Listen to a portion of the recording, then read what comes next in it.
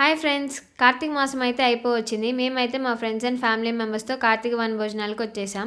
Every year ఇలా కార్తీక మాసంకి మేమైతే ఇలా కండక్ట్ చేసుకుంటాం. ఫ్యామిలీ ఫ్రెండ్స్ మీట్ అవుతా ఉంటాం. మా మదర్ అయితే దగ్గరుండి చాలా వెరైటీ ఐటెమ్స్ చేశారు. తనకి ఇలా ఫుడ్ ప్రిపేర్ చేయడం చాలా ఇష్టం. నాకైతే వడ్డించడం ఇష్టం. అందరూ అలా ఫ్యామిలీ ఫ్రెండ్స్ అలా చెట్ల కింద తింటా ఉంటే చాలా బావుంటది. అలా ఉండాలి. అదుంటే చాలురా ఆ తర్వాత ఏదైనా. అందరూ కొట్టిచ్చేసిన తర్వాత నేనైతే లాస్ట్‌లో తింటున్నాను. బట్ మా మమ్మీ ఏదో చెప్తుంది బ్యాక్ సైడ్ నుంచి. మా కజిన్ అయితే కోతితో ఆడతానని చెప్పి కొంచెం ఉంటే దాని చేతిలో అయిపోయేవాడు వాడు.